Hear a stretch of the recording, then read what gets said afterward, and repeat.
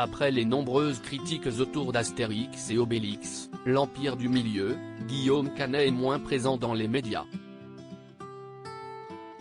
Pourtant, ce mercredi 5 avril 2023, les internautes ont bien cru le voir au micro de France Inter. Un échec à la française. Octobre 2019, Guillaume Canet annonce sur son compte Instagram qu'il sera à la réalisation du prochain opus de la saga Astérix et Obélix. Une fois le scénario terminé, le réalisateur se concentre sur le tournage de son nouveau film, intitulé Astérix et Obélix, l'Empire du Milieu.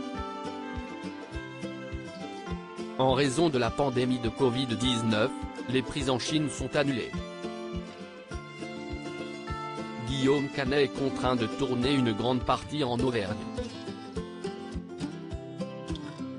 Résultat, retard dans la production. Alors que Guillaume Canet campe le rôle du célèbre Astérix, il se tourne vers Gilles Lellouche pour endosser le costume d'Obélix. Là encore, l'accueil est mitigé. Mais le projet continue. Le 1er février 2023, le film sort enfin en salle. Et là, c'est la douche froide. Alors que la nouvelle aventure du célèbre Gaulois aurait été considérée comme rentable par Pathé en atteignant les 6 millions d'entrées, le long métrage peine à dépasser les 4,5 millions de tickets vendus. Malgré la réception mitigée du film, Guillaume Canet et Gilles Lellouche continuent à le défendre. Échec au cinéma, succès en musique, l'amitié entre Guillaume Canet et Gilles Lellouche est forte, et remonte à déjà bien des années. C'est ainsi que le 13 février 2020, sur Instagram, le réalisateur a dévoilé l'une de ses trouvailles, un sosie de Gilles Lellouche. Mais la roue tourne point en effet, ce mercredi 5 avril 2023, les internautes ont été persuadés d'avoir trouvé son sosie. Au micro de France Inter. Il s'agissait en réalité de Thomas Bangalter, l'un des deux membres du mythique duo Daft Punk.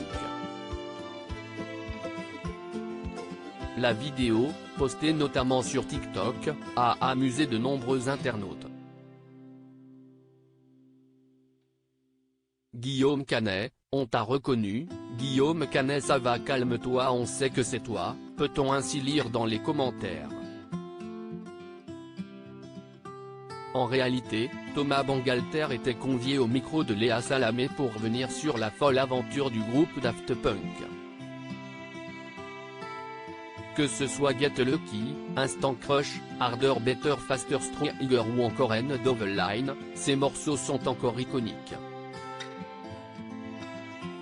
Mais n'en déplaise aux fans, Thomas Bangalter a été très clair concernant l'histoire du duo, un début, un milieu, une fin. Le reverrons-nous sous son célèbre casque ou au casting du prochain opus de la saga Astérix et Obélix? Mystère.